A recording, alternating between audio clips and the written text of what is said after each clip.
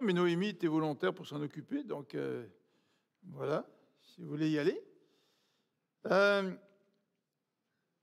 J'ai oublié tout à l'heure de mettre à l'arrière les coupes pour le repas du Seigneur. Alors je vais vous inviter à aller là, les prendre tout de suite, les coupes, vous servir. Donc la santé publique ne nous permet pas de faire des distributions dans l'Église. Donc vous pouvez aller vous servir. Donc si vous déplacez, il faut remettre votre masque. Désolé pour l'inconvénient. Et pendant que vous vous servez, je voudrais donner quelques informations supplémentaires. Denis Maisonneuve, je lui ai parlé hier et on lui a enlevé la sonde qu'il avait. Alors, Denis m'a dit qu'on lui a fait boire un demi-litre ou je ne sais plus combien d'eau pour l'aider à faire ce qu'il doit faire, là. Alors, il semblait que ça a marché, donc on veut continuer à prier pour qu'il n'ait plus besoin d'avoir une sonde urinaire. Alors, voilà, donc Denis était content de ce côté-là. Donc, il doit se reposer, bien sûr, et ce n'est pas toujours facile. Alors, j'ai dit, Denis, on va prier pour toi pour que tu puisses cet hiver continuer à courir après les lapins, là. Parce que vous savez que derrière chez lui, c'est la forêt. Et Denis installe des pièges à lapins pendant l'hiver. Alors, je suis sûr que sa plus grande joie sera de profiter des joies de l'hiver et de pouvoir de nouveau courir dans la nature. Notre frère Hugo, comme vous l'a dit David, je suis allé le voir hier, et c'est vrai qu'il a perdu beaucoup de poids. Et le Seigneur, dans sa bonté, a permis qu'un de ses amis, avec qui il avait étudié au cégep, ça fait longtemps, cet ami est médecin à la retraite. Et on avait discuté, Lynn et moi, il y a à peu près, avant que j'aille au camp Patmos, j'avais dit, écoute Lynn, si on n'arrive pas à trouver de solution dans la situation qui est devant nous, il faut élargir notre champ de recherche pour essayer de trouver des solutions, tu sais. J'avais dit, écoute, est-ce que tu connaîtrais de près ou de loin un chrétien qui serait médecin? Et à l'époque, elle ne pensait pas à ce médecin-là, Lynn. Alors je dis, moi je vais essayer de trouver, puis j'avais contacté mon ami Jeff, le pasteur Jeff, parce que j'avais rencontré à son église un médecin, pour avoir les coordonnées du médecin. Et entre-temps, Lynn m'appelle et me dit, ah, il y a tel frère là, qui est médecin, qui vient de nous appeler. Il vient de nous appeler. Alors, Lynn peut exposer toute la situation à ce frère-là. Et le médecin lui dit, il faut que Hugo soit hospitalisé pour cause de malnutrition.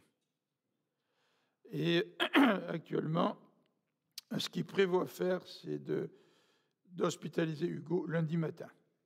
Donc, c'est un sujet de prière, parce que quand on appelle l'ambulance, il faut qu'il pose tout un tas de questions. Ils veulent savoir si la situation requiert la venue des ambulanciers, etc. Et le médecin lui dit, écoute, si jamais tu as des problèmes avec les ambulanciers, tu leur donnes mon numéro de téléphone et moi, je vais leur parler. Et ce médecin a même téléphoné à des collègues qu'il connaît, qui exercent à Rosemont, c'est ça l'hôpital Rosemont? C'est ça, Maisonneuve. Et ils ont une couple d'options, là, et il connaît des médecins, là. Il y en a déjà un qui est prévenu de l'arrivée d'Hugo, là. Alors, en tous les cas, on prie que tout se passe bien, parce qu'il a vraiment besoin d'être hospitalisé. Il a perdu tellement de poids, là. Et certainement que si les médecins, il est hospitalisé, les médecins vont regarder l'état général de sa situation, puis pas juste, il ne verra pas juste un spécialiste qui va s'occuper juste d'un élément, mais qui va pouvoir regarder la situation globale d'Hugo. Donc, voilà un petit peu la situation avec Hugo. Et pour Brunet, eh bien, Brunet est sur appel en quelque sorte.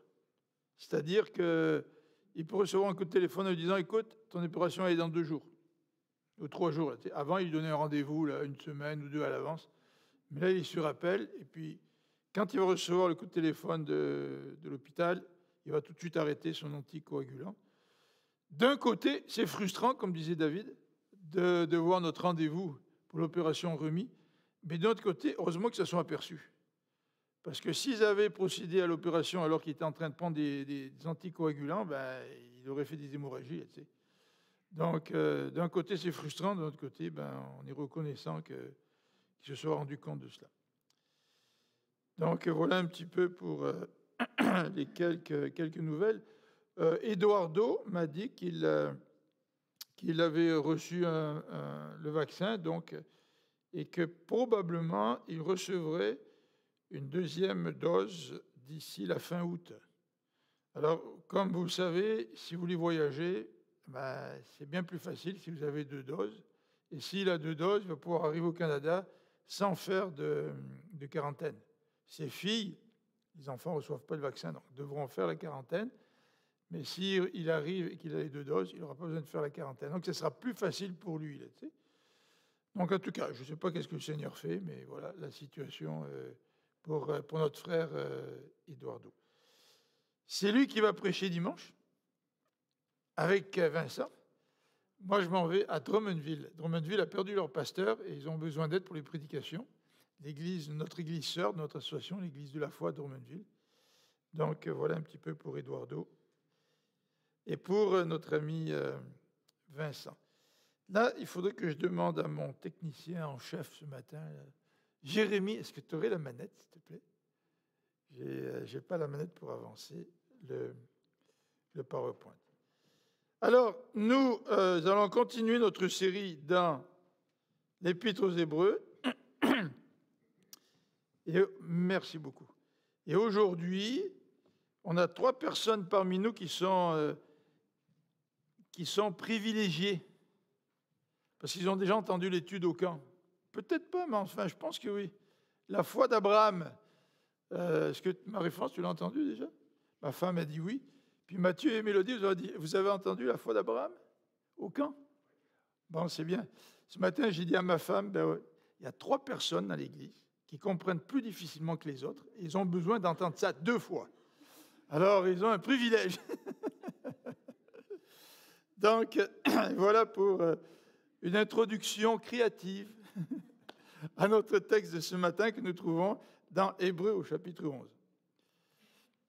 Donc, Hébreux au chapitre 11, et nous allons lire à partir du verset 8. Alors, Mélodie, Mathieu et Marie-France, ils vont écouter avec attention pour savoir s'il y a des choses différentes que je vais dire. Tu sais. C'est ça le petit jeu pour eux ce matin. Là. Voilà. Alors donc, Hébreux chapitre 11, nous allons lire à partir du verset 8 et nous remarquons que ce texte est probablement le passage le plus long dans Hébreux qui est consacré à la foi. C'est le passage qui parle d'Abraham. En fait, Abraham, c'est notre modèle de foi. Donc ce n'est pas nécessairement étonnant que l'auteur de l'Épître aux Hébreux y consacre plus de versets que pour les autres personnages. Donc, verset 8. Remarquez que le verset 8 commence, comme les autres versets, par l'expression « par la foi ». Par la foi, tel frère, telle sœur, tel personnage, par la foi. Donc, par la foi, Abraham a obéi à l'appel de Dieu, qui lui ordonnait de partir pour un pays qu'il devait recevoir plus tard en héritage. Il est parti sans savoir où il allait. Par la foi, il a séjourné en étranger dans le pays qui lui avait été promis, vivant sous des tentes, de même qu'Isaac et Jacob, qui sont héritiers avec lui de la même promesse. Car il attendait la cité au fondement inébranlable, dont Dieu lui-même est l'architecte et le constructeur. Par la foi, Sarah, elle aussi, qui était stérile, a été rendue capable de devenir mère, alors qu'elle en avait depuis longtemps passé l'âge. En effet, elle était convaincue que celui qui avait fait la promesse est fidèle. C'est pourquoi aussi, d'un seul homme, plus encore, d'un homme déjà marqué par la mort, sont issus des descendants aussi nombreux que les étoiles du ciel et que les grains de sable qu'on ne saurait compter sur le rivage de la mer. C'est dans la foi que tous ces gens sont morts sans avoir reçu ce qui leur avait été promis. Mais ils l'ont vu et salué de loin, et ils ont reconnu qu'ils étaient eux-mêmes étrangers et voyageurs sur la terre.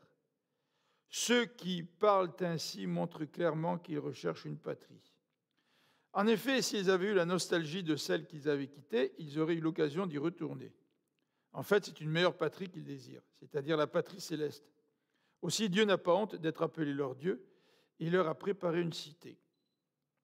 Par la foi, Abraham a offert Isaac lorsque Dieu l'a mis à l'épreuve. Oui, il était en train d'offrir son fils unique, lui qui avait eu la promesse, et à qui Dieu avait dit, c'est par Isaac que te sera suscitée une descendance. Dieu, estimait-il, était assez puissant pour ressusciter un mort.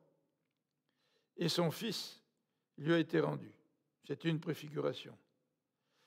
Par la foi aussi, Isaac a béni Jacob et Ésaü en vue de l'avenir. Par la foi, Jacob a béni, peu avant sa mort, chacun des fils de Joseph, et s'est prosterné pour adorer Dieu en prenant appui sur l'extrémité de son bâton. Par la foi, Joseph, à la fin de sa vie, a évoqué la sortie d'Égypte, des descendants d'Israël, et a donné des instructions au sujet de ses ossements. Prions ensemble.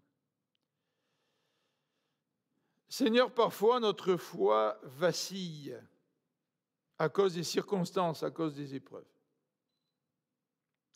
Mais merci parce que dans ce passage, tu nous rappelles que la foi est l'élément qui nous permet d'avancer, la foi en toi. Seigneur, ce matin, nous voudrions te demander de faire grandir notre foi. Quelles que soient les circonstances qui sont les nôtres, que notre situation personnelle soit difficile, ou que, Seigneur, ce soit simplement une situation de société. Seigneur, nous te demandons de solidifier notre foi et de nous permettre d'avoir la bonne perspective. Permets-nous de regarder les circonstances autour de nous avec les yeux de la foi. Seigneur, il y a un chant qui dit « Ouvre les yeux de notre cœur ». Oui, nous comprenons ce que ça veut dire, Seigneur. Nous te chantons pour que notre cœur puisse s'ouvrir à toi. Mais Seigneur, de manière plus précise, la Bible nous parle de la foi qui nous permet de relever les défis qui sont devant nous. Donc Seigneur, nous dirions aujourd'hui, ouvre les yeux aussi de notre foi pour que nous puissions voir l'invisible, pour que nous puissions regarder en haut, là où le Christ est assis à la droite du Père. Et par la foi, nous entrons en ta présence. Par la foi, nous voyons ce que tu fais. Nous comprenons ton plan et nous voulons vraiment te remercier pour cela, Seigneur. Amen. Alors, ce n'est pas une bonne idée quand le téléphone du pasteur commence à sonner. Heureusement, j'ai pu arrêter ça très rapidement. Alors, dans ce passage, nous remarquons trois éléments que je voudrais vous présenter ce matin. Tout d'abord, c'est la foi d'Abraham en rapport avec les promesses qui concernaient le pays promis. Le pays. Dieu voulait donner à Abraham un pays. Alors, nous connaissons toute l'histoire, mais je pense que c'est bien de nous rappeler le contexte et de voir un petit peu comment la foi d'Abraham est un encouragement pour nous. Deuxièmement, la foi d'Abraham s'est exercée aussi en ce qui a trait à la descendance, en ce qui a trait à la venue de ce fils promis. Ça n'a pas été une foi sans écueil. Et Abraham a bien chuté aussi dans sa foi. Mais malgré cela, il reste un modèle de foi pour nous. Donc, c'est très encourageant de voir que ces héros de la foi ne sont pas parfaits. Parce que nous ne sommes pas parfaits non plus. Mais nous pouvons exercer cette foi qui nous permet de saisir les promesses de Dieu. Et puis, la fin de ce passage, des versets 13 à 19, nous décrit la foi qui est exercée jusqu'au bout. C'est bien de bien démarrer, mais c'est bien de terminer aussi, de bien terminer. Je me souviendrai toujours de ce cours de gymnastique La Mélodie, elle ne sait pas ce que je veux dire. Quand j'étais au secondaire, et on s'initiait à toutes sortes de sports, et à un moment donné, on a fait une course du 400 mètres. Vous savez, 400 mètres, c'est le tour de toute la piste. Là. Et bon, j'étais assez motivé, donc je suis bien parti dans ma course. Et dans la première moitié de la course, j'étais bien en tête. Tu sais. Mais je n'avais pas évalué très bien mes forces. Et dans les derniers 100 mètres, je vous dis que c'était dur. Là. Puis un de mes amis, un de mes meilleurs amis, il m'a doublé comme une locomotive. Tu sais. Parce que lui, il avait ménagé ses forces, tandis que moi, je n'avais plus vraiment de force. Donc, bien démarrer une course, c'est bien. Bien la terminer, c'est encore mieux. Donc, c'est ce que nous allons voir dans les versets 13 à 19. Alors, tout d'abord, la foi d'Abraham et le pays promis, dans les versets 8 à 10. Le texte nous dit, comme je l'ai mentionné tout à l'heure, que Abraham a obéi par la foi. Il a obéi par la foi. Il a obéi à l'appel de Dieu qui lui ordonnait de partir pour un pays qu'il devait recevoir en héritage et qu'il ne connaissait pas. Le Seigneur ne lui a pas dit, écoute, Abraham, quitte ton pays dans lequel il y a beaucoup de misère et puis va au Canada. Tu connais le Canada, là. Tu sais comment c'est le Canada. Tu as déjà entendu parler du Canada. Donc, quand on est dans cette situation-là, on est motivé. Mais là, Dieu ne lui a pas dit exactement où il fallait aller. Tu sais. Et il a obéi malgré tout. Et quand on regarde Hébreux au chapitre 11, nous voyons que ce qui est important dans la vie d'un homme ou une femme de foi, c'est que la foi intérieure produit une évidence extérieure. C'est-à-dire, si Abraham n'avait pas eu une foi intérieure à Dieu, envers Dieu, il n'aurait pas obéi. Ce n'est pas l'extérieur qui est le plus important. De toute façon, c'est vrai qu'en principe général dans la vie chrétienne, mais c'est ce qu'il y a à l'intérieur. Et ce qu'il y a à l'intérieur produit un comportement. Il a quitté Ur.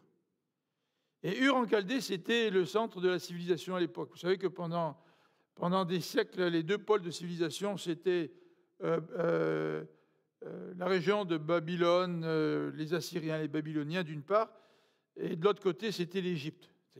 Donc, les plus anciens textes écrits viennent de la Mésopotamie, qui utilisaient l'écriture cunéiforme sur des tablettes. Mais c'était vraiment le centre de la civilisation. C'est comme si Dieu vous disait aujourd'hui, écoutez, là, vous êtes au Canada, vous êtes dans un des meilleurs pays au monde. Puis là, je te demande de quitter le Canada. Et puis, je ne te dis pas où tu vas aller, mais il faut que tu m'obéisses. D'habitude, c'est l'inverse qu'on ferait. On quitterait un pays de misère pour aller dans un meilleur pays. Et voilà un petit peu le contexte de notre ami Abraham. Donc Dieu lui dit, tu vas avoir un pays en héritage. Ouais, c'est vrai, c'est peut-être bien d'avoir un pays en héritage, surtout si, même si tu habites un pays qui est le centre ou un des centres de la civilisation, au moins avoir un pays en héritage, c'est quand même intéressant. Tu sais. Mais tout de même, ça a demandé de la foi, surtout, comme nous l'avons dit dimanche dernier, je pense, que la foi consiste à suivre un Dieu qui ne nous donne pas un GPS ou qui ne nous donne pas une carte pour que l'on sache exactement quelles sont toutes les étapes du trajet avant même de l'avoir commencé. Tu sais. Marcher par la foi, c'est d'avoir confiance à un Dieu qui éclaire la plupart du temps juste le prochain pas qui est devant nous. C'est ça la foi, tu sais. La foi, c'est de tenir la main de quelqu'un qui connaît le chemin, et même s'il y a de la brume, même si la visibilité est complètement réduite, tu as confiance dans celui qui te guide. Même si tu ne vois pas vraiment où tu t'en vas, tu sais que ton guide le sait. Tu sais que le guide connaît très bien le chemin. Tu sais que le guide, il pourrait même prendre ce chemin la nuit, tu sais, pratiquement en étant aveugle, tellement il connaît. Là. Alors voilà un petit peu la foi d'Abraham. Et il est parti, comme nous venons de le dire, sans savoir où il allait. Alors, il y a des gens, quand ils partent en voyage, ce sont des gens qui préparent leur voyage des mois à l'avance. Vous regardez sur Internet, vous choisissez les endroits que vous allez visiter, vous choisissez les endroits où vous allez manger, vous choisissez les endroits où vous allez dormir, puis tout votre voyage est extrêmement bien planifié. Et souvent, quand on est bien structuré, hein, s'il y a un petit grain de sable qui arrive lors du voyage, ça nous déstabilise, vrai? Par contre, il y a d'autres gens qui sont beaucoup plus bohèmes, qui disent, oh, on y va, on verra bien, là, s'il faut coucher sur la plage, on couchera sur la plage. En tout cas, Abraham ne pouvait pas vraiment sortir son GPS, sa carte, et puis savoir où est-ce qu'il allait dormir. Le texte nous dit, il ne savait pas où est-ce qu'il allait. Et l'incertitude, notre ignorance des situations, des contextes, fait que si nous suivons Dieu, nous le suivons parce que nous avons confiance. Alors c'est ça l'élément fondamental de la vie chrétienne, c'est la confiance à un Dieu qui nous guide, mais qui ne nous dit pas, qui ne nous communique pas toutes les étapes. Donc nous savons simplement qu'au jour le jour, Dieu va nous guider. Mais parce que nous avons absolument confiance en lui, nous le suivons. Donc voilà le genre de foi qu'Abraham a exercé au tout début de Genèse, hein, c'est le début de son histoire, chapitre 12, tout de suite c'est la foi. Même si après la foi d'Abraham affaiblit, même s'il a fait des erreurs, dès le début du chapitre 12, il quitte Ur en Chaldée par la foi. Donc, non seulement il a quitté son pays d'origine par la foi, mais par la foi, il a habité le pays promis. Le verset 9 nous dit, par la foi, il a séjourné en étranger dans le pays qui lui avait été promis. Donc, il s'est retrouvé dans le pays promis, mais Étienne, dans son long discours avant d'être lapidé, nous dit dans Acte 7, verset 5, qu'Abraham n'a pas possédé 1 mètre carré du pays que Dieu lui avait promis. Donc il a vécu toute sa vie sous des tentes. C'est intéressant quand même la remarque sous des tentes, parce que les peuples sédentaires s'enracinent, ils construisent des maisons, ils construisent avec des pierres. La tente, c'est quand même un moyen nomade. Donc quand tu es vraiment installé, tu quittes ce type d'habitation. Mais Abraham, toute sa vie, il a vécu sous des tentes. Et de même que ses fils, donc Isaac et plus tard son petit-fils Jacob.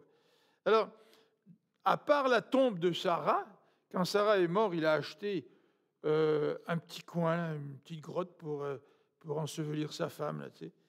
Et dans les négociations au chapitre 23, avec les propriétaires de cette tombe, il dit, ben moi, je suis un étranger parmi vous, et il reconnaît son état. Tu sais. Il attend une promesse de Dieu qu'il ne possède pas vraiment physiquement. Là, tu sais. Nous avons dit dans Hébreux chapitre 11, verset 1, que la foi, c'est la ferme espérance des choses qu'on n'a pas. Tu sais. Donc pour Abraham, il était nomade, il n'avait rien dans ce pays qu'il possédait, vraiment. Tu sais. Mais par la foi, il savait que le pays était à lui. Quelque chose, hein? C'est la réalité des choses invisibles, la foi. Tu ne vois pas l'intervention de Dieu, mais tu sais que Dieu est fidèle à sa promesse. Tu sais qu'il va intervenir. C'est ça, la foi. Alors, c'était un immigrant, Abraham. Et vous connaissez, vous avez entendu parler de la situation des immigrants. C'est pas toujours facile d'être immigrant. Et quand tu es immigrant, tu n'as pas tous les droits. Comme j'ai déjà dit, quand moi je suis arrivé au Québec, j'étais chanceux, privilégié, parce qu'en 78, on m'a tout donné, pratiquement tout de suite, même la carte d'assurance maladie, tous mes papiers. Tu sais. Et puis ça coûtait rien à l'époque, c'est pas comme aujourd'hui. Là. Mais quand tu es immigrant et que tu n'as pas de statut, tu vis dans des camps de réfugiés, tu sais, la situation d'immigrant, ce n'est pas une situation enviable.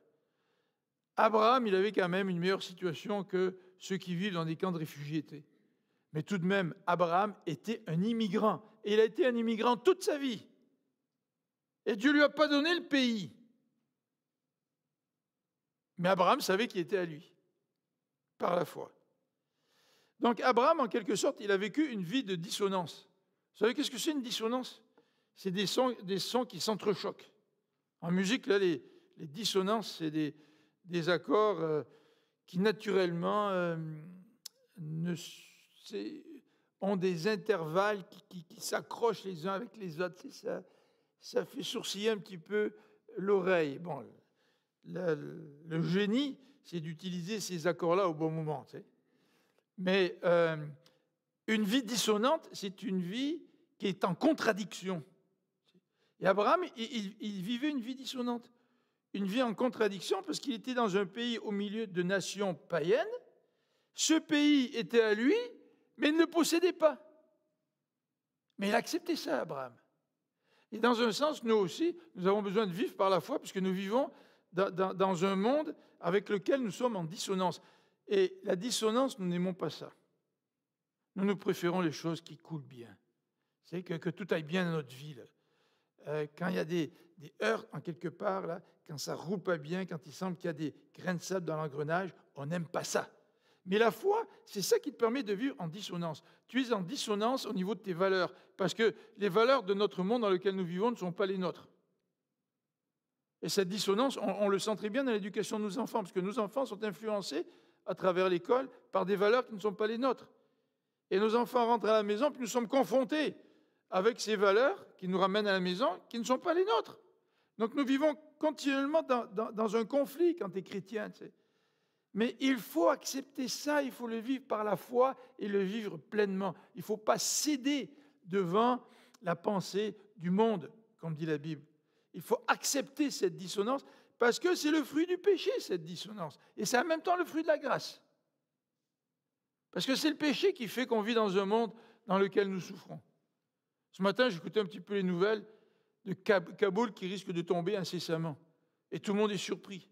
Puis je lisais cette semaine le témoignage d'une femme juge qui a été juge pendant 10 ans. Elle dit, si je n'arrive pas à quitter l'Afghanistan, certainement que les talibans vont me faire mourir parce que j'ai fait condamner des hommes qui étaient corrompus et ces hommes-là sont amis avec les talibans. Alors c'est certain que quand tout l'Afghanistan va tomber entre les mains des talibans, c'est pratiquement chose faite là bientôt, là. Tout le monde est en train d'évacuer à la hâte. Tu sais. Il y a des balais d'hélicoptères qui sillonnent les cieux de la capitale parce qu'ils emmènent des tas d'hommes et de femmes américains qui font partie des consulats, etc., de l'ambassade, plus des Afghans qui les ont aidés, des traducteurs, etc. C'est incroyable ce qui se passe. Mais tu te dis, c'est fou le monde dans lequel on vit. Tu sais. C'est fou, là. Ça, c'est le fruit du péché, ça, tu sais. Mais en même temps, la dissonance est le fruit de la grâce. Parce que si je vivais dans le monde et que j'étais à l'aise dans le monde, ça voudrait dire que je participerais et je serais d'accord avec les valeurs du monde. Tu sais. Si tu es trop d'accord avec les valeurs du monde, c'est peut-être que la grâce de Dieu ne t'a pas assez touché. Tu n'as pas assez compris les valeurs chrétiennes. Mais quand tu comprends les valeurs chrétiennes, tu vis un conflit constant à l'intérieur de toi. C'est constamment, là. Tu sais. Quand tu es honnête, tu es en conflit avec ceux qui sont malhonnêtes. Tu sais. Quand tu as des valeurs, eh bien, tes valeurs, quand tu veux les appliquer, tu es en conflit avec la société qui ne veut pas les appliquer. Mais Abraham a vécu une vie de dissonance qu'il a acceptée. Est-ce que nous, par la foi, nous acceptons de vivre ce même type de vie? Ce n'est pas reposant. Mais le repos, ce n'est pas pour aujourd'hui. C'est quand on sera au ciel avec le Seigneur. Alors, par la foi, nous dit aussi le texte, il attendait la cité céleste, verset 10. Il attendait la cité au fondement inébranlable dont Dieu lui-même est l'architecte et le constructeur. Moi, j'ai fait faire de la rénovation chez moi là, cet été. Là, c'est pas encore tout à fait fini. Dans l'ensemble, je suis content des travaux, mais il y a des choses avec lesquelles je n'ai pas été nécessairement satisfait. Bah, c'est sûr. Moi, je n'ai pas le privilège d'avoir un architecte et un constructeur divin. Mais imaginez-vous une cité qui est construite par un architecte et un constructeur divin. Premièrement, il n'y aurait pas d'enveloppe brune. Toute la construction serait parfaite. Il n'y aurait pas des problèmes de mauvaise construction par la suite. Vous savez, sur Internet, parfois, on voit des images assez cocasses, des erreurs de construction.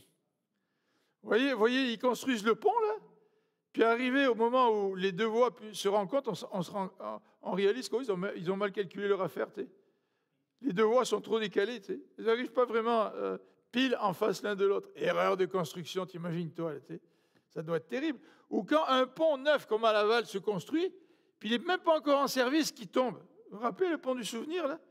Moi, le dimanche où il est tombé, je suis parti de la maison pour aller prêcher à l'église de Saint-Laurent, c'est en 2002 peut-être, si je me rappelle bien. Et puis après la prédication, Marie-France me téléphone, elle dit « Reprends pas l'autoroute, tu ne pourras pas passer, parce que le pont est tombé. » Alors j'ai dû passer par la 117 et tout ça. Tu sais. Un pont neuf, ça n'a pas d'allure, tu sais. Mais c'est ça le monde pécheur dans lequel nous vivons. Tu sais. Puis si nous mettons notre espérance dans un monde qui n'est pas construit par un architecte divin, puis pas construit par un constructeur divin, nous allons tôt ou tard être déçus. Et nous allons en souffrir d'ailleurs. Et c'est pour ça que Abraham avait compris que ce pays de Canaan que Dieu lui réservait, c'était un symbole d'une cité céleste à venir. Il l'avait compris, ça, Abraham. Et il attendait davantage la cité céleste à venir que de prétendre avoir des droits sur le pays de Canaan terrestre.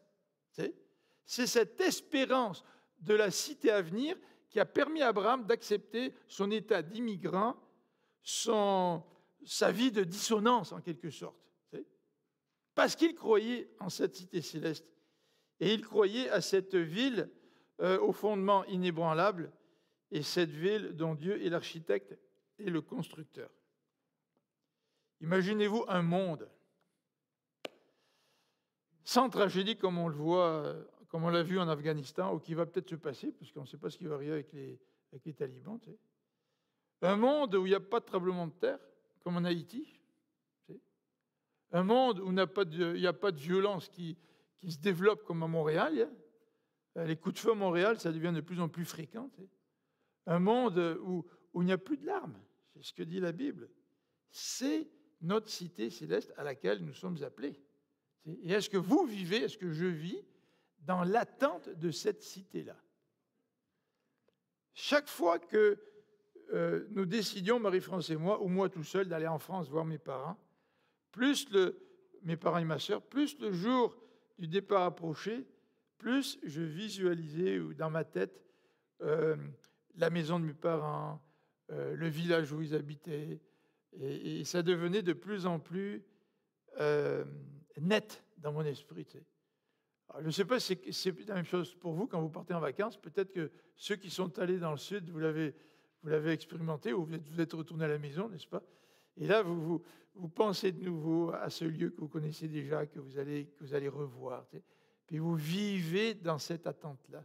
Et en fait, plus les jours avancent, plus les préparatifs s'accélèrent. Tu sais. En quelque sorte, c'est ça la vie du chrétien sur cette terre. Et c'est ça qui représente une partie de notre foi, bien sûr. Alors, deuxième élément dans ce texte d'Hébreux, chapitre 11, c'est la situation avec la descendance d'Abraham, avec le fils promis, qui nous est décrite au verset 11 et 12. Donc, vous connaissez la situation. Abraham et Sarah n'ont pas d'enfants. Sarah, nous dit le verset 11, était stérile. Et vous savez que la stérilité, c'est un thème qui revient dans la Bible à plusieurs reprises pour démontrer l'incapacité de l'être humain et pour démontrer la toute-puissance de Dieu qui intervient dans une situation qui semble complètement sans issue. Et c'était la situation de Sarah qui était donc stérile. Elle avait depuis longtemps dépassé l'âge d'avoir des enfants. Et par contre, nous dit le texte, elle était quand même convaincue que celui qui avait fait la promesse est fidèle. C'est vrai qu'elle a ri, Sarah. Elle aussi n'avait pas une foi parfaite. Mais le texte d'Hébreux nous dit que c'était une femme de foi, malgré cela, malgré ses manquements à ce niveau-là. Et Abraham, nous dit le verset 12, c'est un homme qui est déjà marqué par la mort, c'est-à-dire qui était tellement vieux que, voilà, l'expression est forte, marqué par la mort. Le texte aurait pu dire, bon, écoute, Abraham, il était vieux, lui aussi, il ne pouvait plus avoir d'enfants. Tu sais. Mais il utilise l'expression encore beaucoup plus forte. Il est marqué par la mort. Et quand Dieu intervient, c'est que c'est un Dieu de vie. Hein. Donc il y a le contraste entre l'intervention de Dieu, qui est un Dieu de vie, dans une vie qui est déjà marquée par la mort. Donc, face à la situation de Sarah et d'Abraham, et face à des situations similaires dans notre vie, nous avons 3 façons de réagir. La première façon, c'est de jouer au super spirituel, et on appelle ça le fidéisme, c'est-à-dire qu'on utilise la foi sans la raison. Alors, ça va trop vite la manette. Voilà. On utilise la foi sans la raison. Et bien souvent, dans nos milieux chrétiens, il existe malheureusement un conflit entre la foi et la raison. C'est-à-dire que ce qui compte dans notre vie, c'est la foi, et la raison, on s'en méfie. La raison, c'est, pour certains, l'expression du péché, c'est l'expression d'une incrédulité. Donc, on laisse de côté la raison. Et ça, c'est extrêmement dangereux. Il y a des tas de gens qui ont fait, soi-disant, des actes de foi qui manquaient totalement de discernement. Vous avez certainement entendu parler de ces gens qui font des cultes aux États-Unis avec des serpents venimeux. Vous avez entendu parler de ça? Sous prétexte, dans Marc, il nous est dit que tu peux marcher sur des serpents venimeux, puis l'Éternel va te protéger si tu te fais piquer. Tu sais. Et donc, ils font des cultes avec des services comme ça, avec des serpents venimeux. Tu sais. Donc ça, c'est une foi qui est vraiment exagérée. Tu sais. Mais on pourrait citer des exemples de foi qui ne sont pas aussi exagérés, mais qui vont dans la même direction. Tu sais. Et souvent, vous entendez parler des hommes et des femmes qui vous disent « Ah, moi j'ai décidé de mettre ma maison en vente. » Ah ouais, pourquoi? Ah ben écoute, moi le Seigneur m'a dit que, puis je dois mettre ma maison en vente, puis j'ai la foi que le Seigneur va le faire de toute façon. Puis toi, tu essaies de lui poser des questions en disant « Oui, mais pourquoi tu la mets en vente? Est-ce que c'est une bonne décision? » Tu essaies de le faire réfléchir un peu. Puis c'est comme si ces gens-là repoussent toutes tes tentatives de les faire réfléchir, tu sais, en disant « J'ai la foi, Dieu va intervenir. » 2 mois plus tard, ils ont enlevé la pancarte à vendre. Tu sais. Tu dis, tiens, ils n'ont plus la foi, là, tu sais, ils ont changé d'idée. Comprenez-vous comment même dans des situations moins dramatiques que des services avec des serpents venimeux là, peuvent exister dans nos vies. Alors ça, c'est la première réaction. La deuxième réaction, c'est d'utiliser seulement notre raison.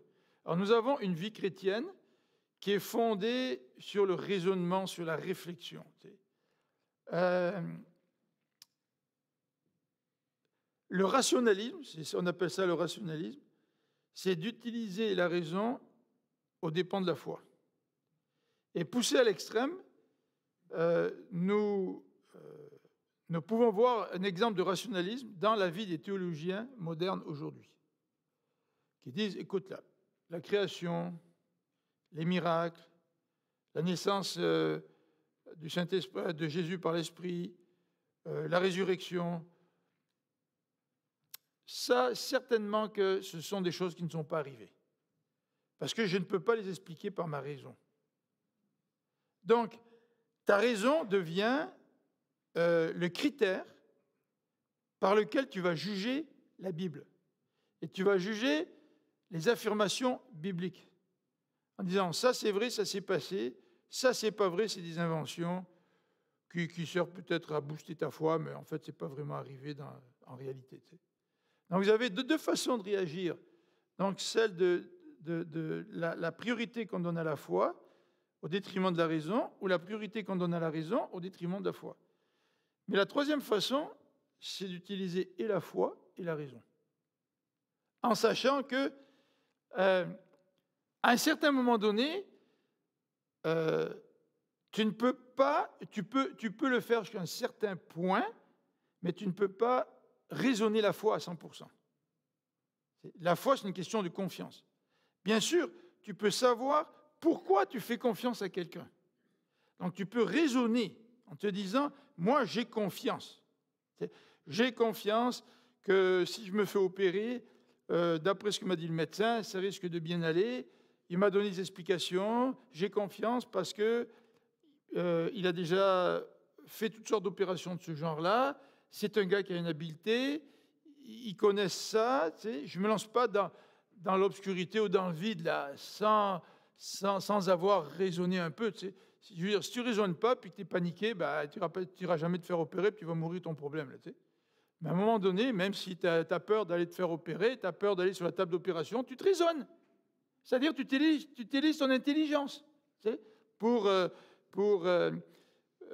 ton intelligence te sert en quelque sorte de tremplin pour pouvoir ensuite exercer la foi. Tu sais. Et moi, j'exerce la foi dans ce que dit la parole de Dieu, parce qu'au travers de mon intelligence, je comprends que la parole de Dieu est digne de confiance. Il y a plusieurs raisons pour cela. Tu sais. Il y a plusieurs raisons de croire à la résurrection de Jésus-Christ, même si je n'ai jamais vu quelqu'un qui est ressuscité. Tu sais. Donc, la raison, c'est un cadeau que Dieu nous a donné. Et si Dieu nous a donné un cadeau, il faut qu'on l'utilise. Mais il faut savoir comment l'utiliser. Tu ne peux pas utiliser la raison comme étant en opposition avec la foi, ou tu ne peux pas utiliser la foi comme étant en opposition avec la raison. Tu sais. Le problème, c'est que l'être humain est pécheur. Et dans l'utilisation de sa raison, il est affecté par le péché aussi. Mais puisque la raison est quand même un don de Dieu, eh bien, utilisons cette raison. Tu sais, quand on parle de don de discernement dans la parole de Dieu, le don de discernement, ce n'est pas un don que Dieu te donne, bing, là tu as une révélation concernant une situation X, et puis Dieu te dit exactement qu'est-ce qu'il en est. C'est pas comme ça que ça marche. Un don de discernement, c'est un don que Dieu te donne, bien sûr, mais qui provient de plusieurs facteurs. Tu sais. Il provient de ton étude de la parole de Dieu, ta connaissance de la parole de Dieu, il provient de ta sensibilité à comprendre des situations. Il y a des gens qui ont plus de sensibilité, tu sais, pour comprendre des situations. Il y en a d'autres qui ne l'ont pas. Tu sais. Mais le don de discernement, c'est aussi, d'une certaine manière, fondé sur l'utilisation, une bonne utilisation, une saine utilisation de la raison, mais aussi de la foi. Alors voilà donc les trois attitudes auxquelles nous sommes confrontés lorsque Dieu nous demande de lui faire confiance. Alors, Quintios, dans son commentaire, nous donne l'illustration d'un exemple de foi ou de l'optimisme de la foi qui est tiré d'un écrit de George Sweeting, qui est un ancien président de Moody Bible Institute. Et le gars, il dit, la foi, ou l'optimisme de la foi, c'est un homme de 85 ans qui épouse une fille de 35 ans et qui achète une maison avec 12 chambres à coucher près d'une école primaire. Il a de l'espoir, le gars, il est optimiste. Hein. Et Quintios, il dit, non, moi j'ai une meilleure illustration. La foi, c'est un couple âgé qui ne peut plus avoir d'enfants, dont la femme est stérile, et qui croit que Dieu va leur donner une descendance qui sera aussi nombreuse que le sable de la mer, aussi nombreuse que les étoiles du ciel. Ça, c'est encore plus optimiste que l'exemple de George Sweeting. Donc, sachons utiliser et notre raison et la foi. Que la raison ne soit pas un obstacle à notre foi, et que notre foi ne soit pas une foi sans intelligence. Troisième élément, la foi jusqu'au bout. La foi jusqu'au bout fait allusion à ce que nous avons dit tout à l'heure. Si tu commences une course, ça ne sert pas à grand-chose de partir à 100 000 à l'heure, puis d'arrêter en cours de route. Il y a des nouveaux chrétiens qui arrivent, puis ils arrivent dans une communauté comme l'Église. Ah, c'est génial. On t'accepte. Puis même si tu as des dons, on va te donner l'occasion d'exercer des dons. Ah, tu trouves un auditoire, tu sais. Et puis, c'est revalorisant, tu sais. Donc, c'est encourageant, tu sais. Je vais pouvoir servir dans plusieurs domaines, dans l'Église, ce que je ne pouvais pas faire avant. Je fais partie d'une communauté, puis c'est excitant, et puis on sert, poussé par une excitation naturelle, une motivation naturelle, et puis après 5, 6, 7 ans, 8 ans, on abandonne.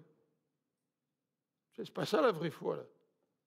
La vraie foi, c'est de persévérer jusqu'au bout. Jusqu'au bout. Et Abraham, malgré les imperfections de sa foi, a persévéré jusqu'au bout. Regardez le verset 13. Le verset 13 va parler de la foi jusqu'à la fin. C'est dans la foi que tous ces gens sont morts sans avoir reçu ce qui leur avait été promis. Ah, ils ont persévéré jusqu'à la mort. Le test final pour savoir si tu persévères jusqu'à la fin, c'est est-ce que tu persévères jusque dans la mort? C'est ça le test final. Et ces gens-là, ces héros de la foi, en tous les cas, les patriarches et Abraham, ils ont persévéré, ils sont morts, sans avoir reçu ce que Dieu leur avait promis. Et pourtant, ils ont eu la confiance à la parole de Dieu. Et pourquoi ont-ils persévéré jusqu'à la fin, même s'ils n'ont pas reçu ce qui leur avait été promis? C'est parce qu'ils l'ont vu. Ils l'ont vu. Ils l'ont vu même de loin, tu sais. Cette cité céleste. Ils ont vu ça de loin. Et la foi, ce n'est pas un optimisme. Vous savez, avec l'arc-en-ciel, là, tout va bien aller. On mettait ça dans les fenêtres, là, tout va bien aller. Ce n'est pas un optimisme, la foi.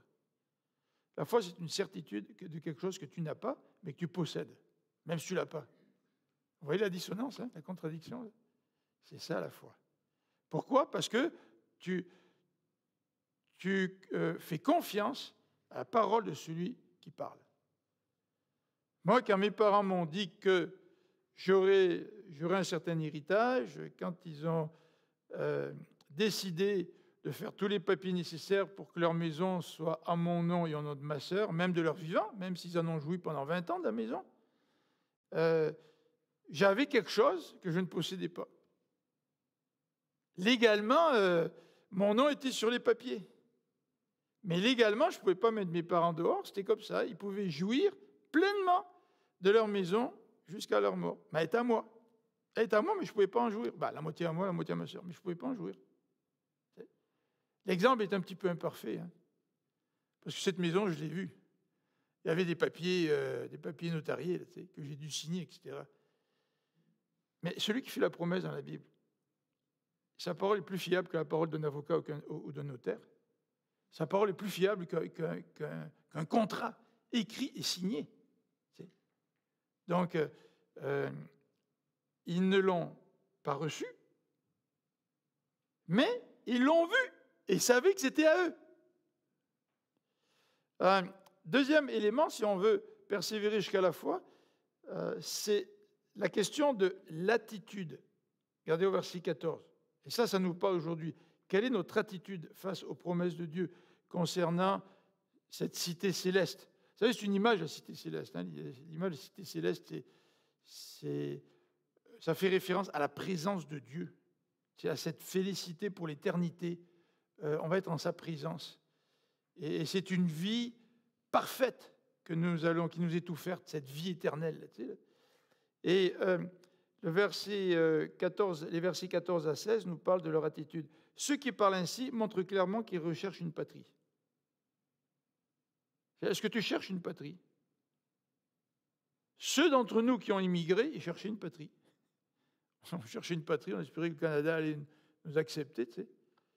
Et puis on a reçu ce privilège, cette nationalité. Maintenant, on a cette nouvelle patrie, on a ce nouveau pays, on est citoyen de ce nouveau pays.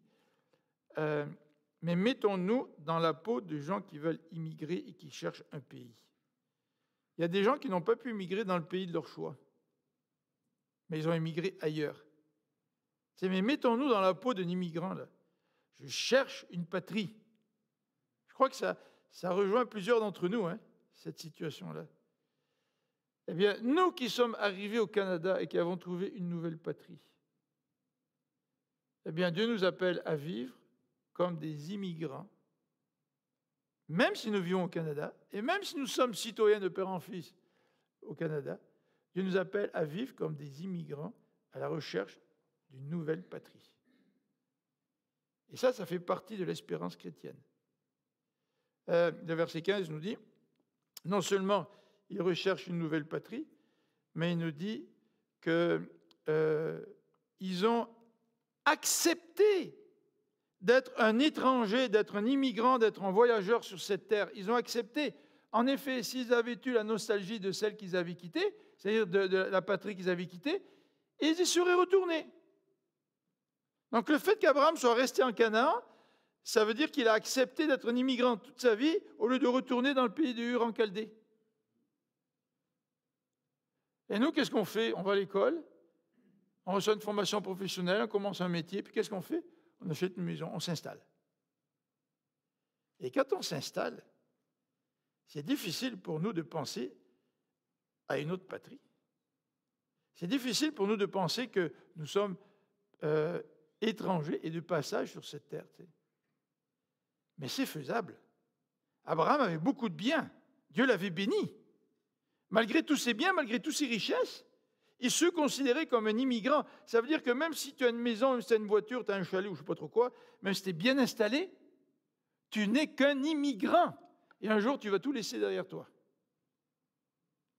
Donc, vivons en acceptant pleinement d'être des immigrés ou des immigrants. Et le verset 16b nous dit aussi, Dieu n'a pas honte d'être appelé leur Dieu. Est-ce que Dieu pourrait avoir honte de nous? La question se pose. Hein?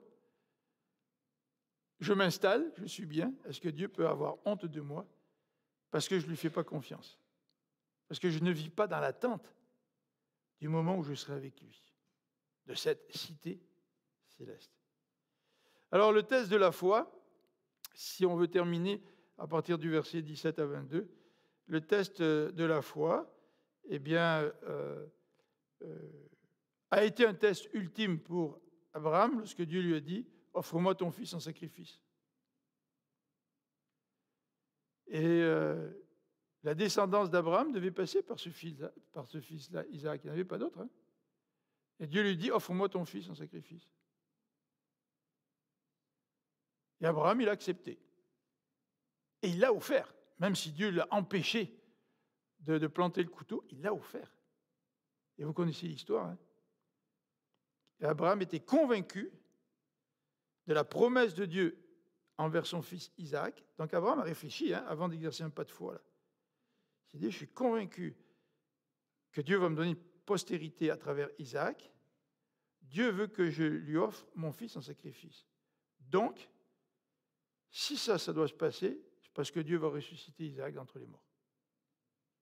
Alors, vous voyez, il a raisonné sa foi, Abraham. Hein? Et Dieu l'a empêché de tuer son fils. Parce qu'il a vu qu'Abraham était prêt à tout donner à Dieu. À tout donner. Et Dieu lui a rendu son fils, bien sûr. Et la promesse est accomplie. Le test de notre foi, c'est de devoir mettre à mort toutes ces choses sur lesquelles nous comptons et nous bâtissons notre vie, au lieu de nous confier au Seigneur. Qu'est-ce qui, dans notre vie, représente Isaac? Qu'est-ce que, dans notre vie, Dieu nous demande de lui offrir? Pour démontrer que nous acceptons de vivre comme un immigrant sur cette terre. Parce que nous avons une meilleure espérance. Dans les versets 20 à 21, nous voyons aussi qu'au travers de la bénédiction d'Isaac et de Jacob, ces patriarches ont manifesté la même foi. Isaac a cru que les promesses de Dieu allaient passer par Jacob et non pas par le fils aîné. Même si au début, il aurait bien voulu que ça passe par le fils aîné. Si on lit la bénédiction de Jacob, lorsqu'il a béni les 12 tribus à la fin du livre de la Genèse, on voit la foi de Jacob dans ses propos, dans sa bénédiction. Et on voit aussi, en particulier, la foi de Joseph, qui, d'après le verset 22, nous dit qu'il a évoqué la sortie d'Égypte, c'est-à-dire à environ 400 ans avant la sortie d'Égypte. Joseph a cru que les descendants de Jacob allaient sortir d'Égypte par la puissance de Dieu. Il l'a cru. Et parce qu'il a cru, il leur a demandé de ramener ces ossements d'Égypte pour les enterrer dans le pays promis. Donc la foi de Joseph. Alors voilà, des exemples de foi. On va terminer par un petit mot de prière. Et après la prière, on va interrompre la retransmission en direct parce qu'on va prendre le repas du Seigneur ensemble. Et c'est beaucoup plus difficile de filmer la célébration du repas du Seigneur. Donc, on va prier avant de prendre le repas du Seigneur.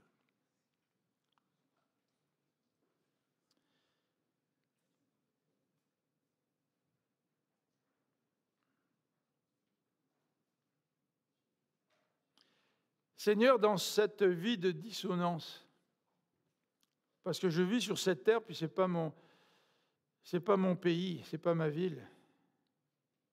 Ça ne représente pas les nouveaux cieux et nouvelles terres. Ça ne représente pas cette vie éternelle que je passerai avec toi pour l'éternité. Et dans cette vie sur la terre, Seigneur, je suis confronté à toutes sortes de valeurs qui ne sont pas les miennes. Et parfois, je trouve ça pénible. Parfois, je trouve ça dur. Et c'est une lutte. Et Seigneur, tu vois ma tendance à me laisser aller au lieu de continuer à vivre par la foi. Au lieu d'accepter cette contradiction permanente. Seigneur, aide-moi à rester profondément attaché à toi. Afin que je sois attaché à toi plus qu'à mes biens, plus qu'à ceux que je possède,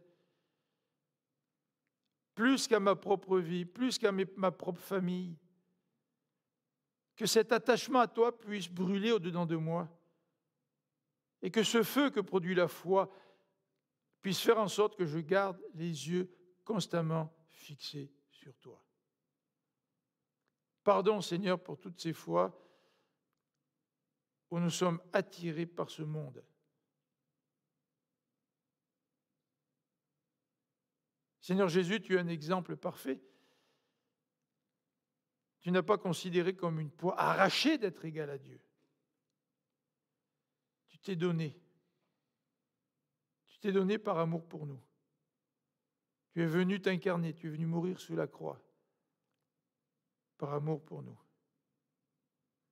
Et nous, par amour pour toi, Seigneur, nous voulons par la foi, nous voulons vivre par la foi, nous voulons nous attacher à toi par la foi. Nous voulons pouvoir percevoir l'invisible. Nous voulons pouvoir considérer comme réel ce que nous n'avons pas encore. Merci pour cette vie éternelle. C'est une promesse. Merci pour cette éternité que tu veux passer avec nous. C'est une promesse. Merci pour la promesse de la résurrection. Merci parce que tu vas nous transformer à ton image. Nous n'aurons plus de péché, nous ne souffrirons plus à cause du péché des autres et du nôtre. Seigneur, ta parole est remplie de promesses. Que nous puissions nous y attacher par la foi, et cela jusqu'à la fin. Que le Seigneur nous bénisse dans cette marche de foi.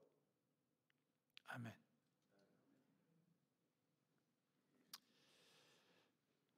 Alors vous avez cette petite coupe